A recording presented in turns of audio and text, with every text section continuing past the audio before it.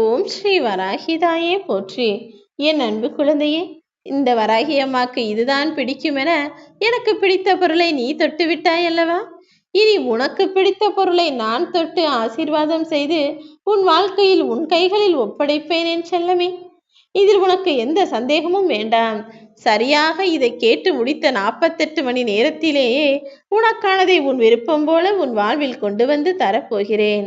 இங்கு வாழக்கூடிய ஒவ்வொரு மனிதரின் வாழ்க்கை பாதையும் வேறு, பயணமும் வேறு. அவரவர்கள் ஆசையும் வேறு, அவரவர்கள் செய்ய கொண்டிருக்கும் செயலும் வேறு. அப்படி இருக்கும்போது உன்னுடைய வாழ்க்கையே நீ மற்றவர் வாழ்க்கையோடு ஒப்பிட்டு அவருக்கு கிடைத்தது போல எனக்கு கிடைக்க வேண்டும், அவர் வாழ்வது போல வாழ்க்கை எனக்கு அமைய வேண்டுமென மற்றவரின் வாழ்க்கை பயணத்தோடும் பாதையோடும் உன்னை ஒப்பிட்டுக் கொள்கிறாய். அவரவர்கள் கர்ம வினைகளின் படிதானே வாழ்ந்து கொண்டிருக்கிறார்கள். அப்படி இருக்கும்போது நீ வேறு ஒருவரை பார்த்து வாழ வேண்டும் என ஆசைப்பட்டால் அவர் செய்த பாவத்தை சுமக்க உன்னால் முடியுமா? இந்த உலகில் பணக்காரராய் வாழ்ந்து கொண்டிருப்பவர்கள் எல்லாம் நல்லவர்கள், ஏழையாய் வாழ்ந்து கொண்டிருப்பவர்கள் எல்லாம் கஷ்டப்பட்டு கொண்டிருப்பவர்கள் எல்லாம் கெட்டவர்கள் என நான் ஒருபோதும் சொல்லவில்லை. வசதியாய் வாழ்பவரும் தவறு செய்து பாவத்தை அனுபவிக்க தயாராகி கொண்டிருப்பார். இப்போது ஏழையாய் வாழ்ந்து கொண்டிருப்பவரும் கூடிய விரைவில் கோடீஸ்வரராய் மாறுவதற்கான வாய்ப்புகளை என்னால் உருவாக்க முடியும். அப்படி இருக்கும்போது உனக்கான வாழ்க்கையும் மிக அழகானதாய் மாறுவதற்கான நேரம் வரும் வரையிலும் கொஞ்சம் பொறுத்திருக்க வேண்டுமே தவிர அவசரப்பட்டு அவரை போல எனக்கு வாழ்க்கை வேண்டும், இவரை போல வாழ்க்கை அமைய வேண்டும் என கேட்காதே என் செல்லமே. நான் உனக்காக வகுத்த பாதையில் உனக்கு கொடுத்த விஷயங்களை திருப்திகரமாய் ஏற்றுக்கொண்டு வாழ பழகு. உனக்கு இதுவரை கிடைக்காததும் இது நாள் வரை உன்னிடம் இல்லாததும் கூடிய விரைவாக உனக்கு கிடைக்கும்படியும் உன்னிடம் வந்து சேரும்படியும் நான் செய்வேன். இன்று உன்னிடம் உள்ளவைகள் எல்லாம் நிரந்தரமாக உன்னிடம் தங்குவதற்கு என்ன செய்ய வேண்டுமோ அதையும் என்னால் செய்ய முடியும். நீ என்னிடம் எதிர்பார்த்து கேட்டதையெல்லாம் உன்னிடம் கொண்டு வந்து ஒப்படைக்கும் வேலையையும் என்னால் செய்து முடிக்க முடியும் என் செல்லமே. எப்போதுமே உன்னுடன் ஒருவர் போட்டி போட்டுக்கொண்டும் உன்னை அழிப்பதற்கு தயாராக எதிரியாகவும் இருந்து கொண்டு இருக்கிறார் என்றுதானே உன் மனதின் ஓரத்தில் ஒரு கவலை இருக்கிறது. எல்லாம் நன்மைக்குதான். உன்னுடன் போட்டி போட ஒருவர் இருந்தால்தானே நீ வேகமாக பயணிக்க முடியும். இல்லை என்றால் அப்புறம் பார்த்து கொள்ளலாம், நாளை செய்து கொள்ளலாம் என நீ மிகவும் அசட்டையாக இருந்து விடுகிறாய். அதனால்தான் எப்போதும் பின்னாலிருந்து உன்னை ஒருவர் தள்ளிக்கொண்டே இருக்கும்படி உன் கண்ணெதிரிலேயே ஒருவரை எதிரியாய் நான் காட்டிக் கொண்டிருக்கிறேன். விளையாட்டாக இருந்தாலும் சரி, வாழ்க்கையாக இருந்தாலும் சரி, எப்போதுமே நீ யாரையாவது முந்திக் கொண்டு போவதற்கு முயற்சி செய்து கொண்டே இருக்க வேண்டுமே தவிர சோம்பி சோர்ந்து போய் ஒரு இடத்தில் உட்காரக்கூடாது என் செல்லமே. கவலைகளும் சரி, குப்பையும் சமி, இரண்டுமே ஒன்றுதான். அது கேட்காமலேயே தானாக வந்து சேர்ந்துவிடும். ஆனால் அதை அகற்ற வேண்டிய பொறுப்பு மட்டும் உனக்குதான் இருக்கிறது.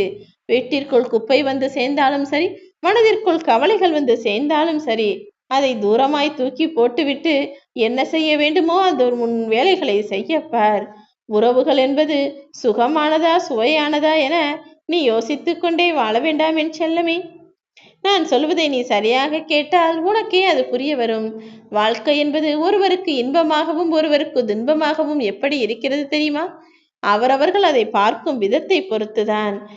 குழந்தையை வைத்துக்கொண்டு வேலைக்கு செல்லும் பெண்மணி என்றால் குழந்தையை பார்த்து கொள்வதற்கு மாமியார் இருந்தால் நன்றாக இருக்குமே என மாமியாரின் உறவை சுகமாய் நினைப்பார். கணவர் சம்பாதிக்க முடியாத போது வருமானம் தேடித்தரக்கூடிய மாமனார் இருந்தால் அவருடைய உறவையும் சுகமாய் நினைப்பார்கள்.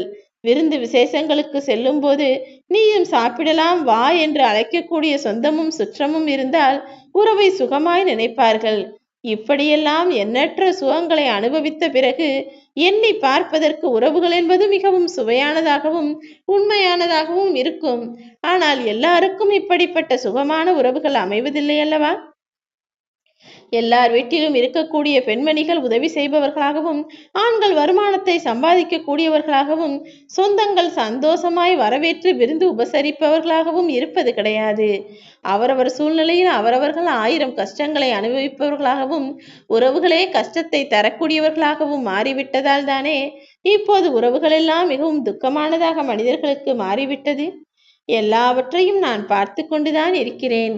வாழ்க்கை என்ற காசின் ஒரே ஒரு பக்கம் உறவுகள், அதன் மறுபக்கம் சுமைகளும் வேதனைகளும் என்பதுதானே வாழ்க்கையின் நிதர்சனம். எதிர்பார்ப்புகள் எதுவுமே இல்லாமல் இருந்தால் நிச்சயம் வாழ்க்கை என்பது சுவையானது. மனிதர்கள் என்பவர்களும் கூட நல்லவர்கள்தான். ஆனால் ஆசைகளும் எதிர்பார்ப்புகளும் வரும்போதே எல்லா மனிதர்களும் தனக்கு ஏதாவது செய்ய வேண்டும் என எதிர்பார்க்கும் போது, அவர்கள் எதையும் செய்ய முடியாத சூழ்நிலை உருவாகும் போது எல்லாரையும் எதிரியாய் பார்க்க நினைக்கிறார்கள். எல்லா விஷயங்களும் கூட சுமையாகவும் பாரமாகவும் மாறிவிடுகிறது. கதவுகளை நீ தட்டாத காரணத்தாலும் பல கதவுகளை திறக்காத காரணத்தினாலுமே வாய்ப்புகள் உன்னை கை நழுவி போய்விடுகிறது. அதனால்தான் சொல்கிறேன், கலக்கமோ பயமோ தயக்கமோ தவிர்ப்போ குழப்பமோ உனக்கு வேண்டாம்.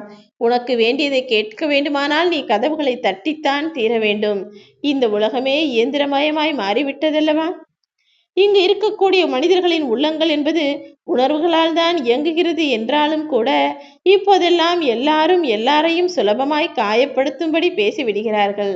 அப்படி வேண்டாம் என் செல்லமே. என் அன்பு பிள்ளையானனே, உன்னுடைய கருத்துக்களிலும் எண்ணங்களிலும் எப்போதும் சரியாக இருக்க வேண்டும். யார் மனமும் கஷ்டப்படும்படி நீ எந்த செயலையும் செய்துவிடக் கூடாது என் செல்லமே. எப்போதும் நல்ல பிள்ளையாக எல்லாருக்கும் நல்லது செய்யக்கூடிய ஆளாக நீ இருக்க வேண்டும் என்பதுதான் எனது விருப்பம். கருத்துக்களும் எண்ணங்களும் உன் வாழ்க்கையின் முன்னேற்றத்திற்கு தேவையான விஷயங்கள்.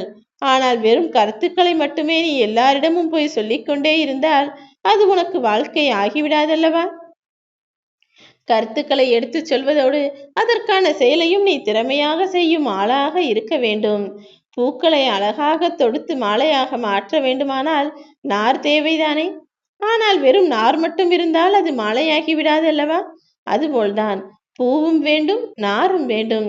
கருத்துக்களும் சிந்தனைகளும் வேண்டும், எண்ணங்களும் யோசனைகளும் செயல்களும் வேண்டும். செயலுடன் இணையாத எண்ணம் முன்னேற்றத்திற்கு ஏணியாக இருக்காதல்லவா? எப்போதும் செயல்களை செய்வதற்கு யோசிக்காதே. நல்ல செயல்களை திறமையாக செய்து முன்னேற்றுவதற்கான வழிகளை பார். உன் வாழ்வில் எல்லா முன்னேற்றங்களையும் தருவதற்கு உன் வராகியம்மா நான் தயாராகத்தானே இருக்கிறேன். உடல் வலிமை பெற்றவர்களெல்லாம் இங்கு பலசாலி கிடையாது. துன்பத்தின் போது தன்னையும் தன் மனதையும் உடையாமல் எவன் பார்த்து கொள்கிறானோ, தைரியமாய் எல்லா விஷயங்களையும் யார் எதிர்கொள்கிறானோ அவன்தானே சிறந்த பலசாலி.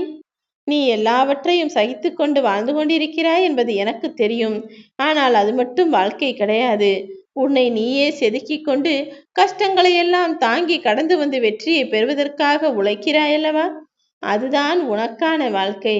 நீ இனிப்பாய் இருந்தால் எல்லாருமே உன்னை சாப்பிட்டு விழுங்கி விடுவார்கள். கசப்பாய் இருந்தால் வேண்டாம் என்று துப்பி விடுவார்கள். நீ உப்பாய் இருக்க வேண்டும். அப்போதுதானே உப்பு சரியாய் உபயோகிப்பார்கள். உப்பு என்பது எல்லாருக்கும் அவசியமான ஒன்று. ஆனால் அதை வேண்டாம் என்று ஒதுக்கவும் முடியாது, நிறைய எடுத்து சாப்பிடவும் முடியாது. அளவாய் இருந்தால் உன்னை எல்லாரும் சரியாய் உபயோகிப்பார்கள். உன் மனம் என்னும் கடிவாளத்தை இறுக்கி பிடித்து கொண்டு உன் வாழ்க்கையை சரியாக முறையாக சிறப்பாக வாழப்பார். உன் வாழ்க்கையே உனக்கு சொர்க்கமாக மாறும்படி நான் அற்புதங்களை எல்லாம் செய்து முடிப்பேன்.